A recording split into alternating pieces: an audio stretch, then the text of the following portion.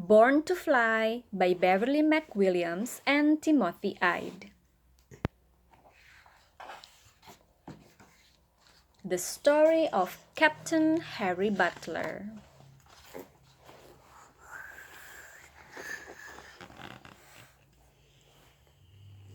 Harry gripped the goat's reins as his billy cart clattered along the bumpy tracks. The dust swirled and the sun blazed, but Harry loved his journey home from school. In the vast open scrub, he was free, alone with his dreams of daring adventures. Back at the farm, there was always work to be done. Feeding animals, sowing seeds, reaping crops. Harry was only small, but he was strong and he was smart. One day, he could make a great farmer like his father. But Harry's heart was not in the land. Harry was a builder, an inventor, a thinker. In fact, he was so busy thinking, inventing, and building, he often forgot his homework and his jobs around the farm. When Harry was 13, he left school to work full-time. He milked cows, he harnessed horses, he furrowed fields. He tried to be a great farmer like his father. But Harry's heart was not in the land. Why his dad was like that? What do you think? Because Harry did like that and Yeah. swallowed the milk. Harry didn't do a good job, right? Sometimes a car or motorbike passed by the farm. Most feared these new inventions, but not Harry. He loved the hum of an engine and the whir of a motor. But flying machines fascinated him most. Harry read about the first powered aircraft, and he dreamt one day he would fly. He made models of planes, studied aerodynamics, tested how it would feel to ride through the air.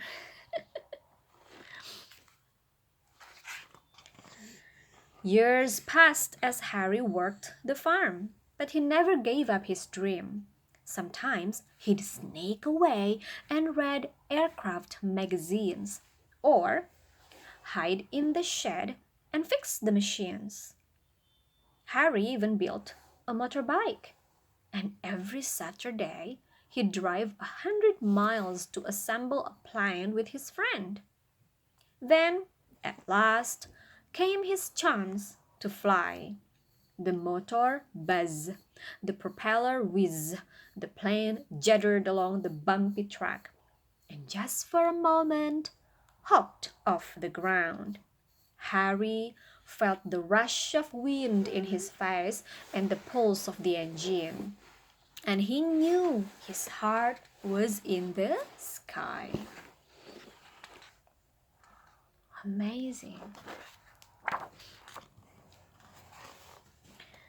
So, when the war called for fearless airmen, Harry was first in line. He boarded a ship to England and joined the Royal Flying Corps, and Harry flew over battlefields, and trenches as gunfire rattled and explosions lit up the charcoal night. When the war was over, Harry returned a decorated captain. He longed to show Australia the wonder of the aeroplane, but his greatest dream was to fly home to his farm. Word soon spread of Harry's daring plan. No one had ever crossed the Gulf by air. Local schools declared a holiday. People packed into cars and saddled up horses. From the tip to the top of the peninsula, dirt tracks and dusty roads filled with thousands of travelers, eager to welcome home their hero. Excited to see their first plane. Carrying a sack full of mail, Harry's journey began. In the face of a gale, he climbed high, he dipped low, above red-roofed houses and smoking factories, across glimmering waves dotted with boats, over swirling windmills and sun-baked scrub.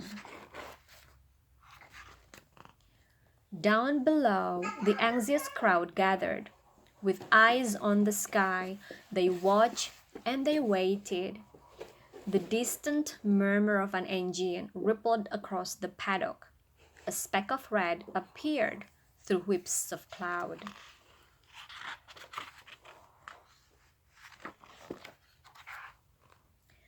Eyes squinted, arms pointed, the plane hovered above like a giant eagle, then rolled and dived down, down, down, spinning and twisting, then skimming the ground.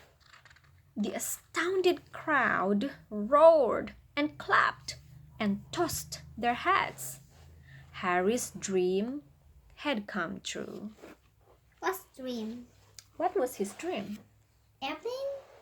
Yeah, to fly an airplane. That was his dream. From then on, Harry became a familiar sight in the skies of South Australia.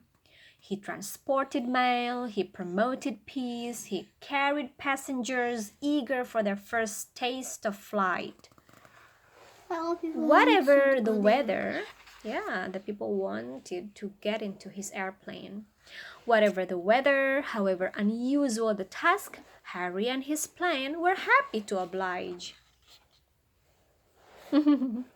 Why do you think this task is unusual? Because they fly by themselves and go down. No, maybe Harry is in this plane and this Santa came down from his airplane. It's so funny, right? Because Santa usually rides what? Santa's sleigh? Yeah, Santa's sleigh. Pulled by? A magic reindeer. Yeah, but here, the Santa took an airplane. So that's why it's unusual. More than anything, Harry loved to perform. He towered, he swooped, he looped, he rolled, he flipped. He jetty skipped. People came from near and far. They climbed on fences. They perched on rooftops. Just like what animals that love perching on the rooftops? Birds. Yeah. And for those who couldn't make his displays, Harry gave them a show of their own. Is that a card? Yeah, Harry distributed the car from up the airplane. That's amazing, They say Merry right? Christmas. Maybe. I see it. Oh, you saw it? Okay. Whenever a buzz was heard above, people stopped and gazed at the sky. Children cheered and waved. Even pet cockatoos called his name. Harry Butler had captured the heart of a nation. A birdman, a hero, a fearless flyer, a farm boy who followed his dreams to the sky and showed the world he was born to fly. Okay, so this is the line significant events Timeline. Significant events in the life of Harry Butler.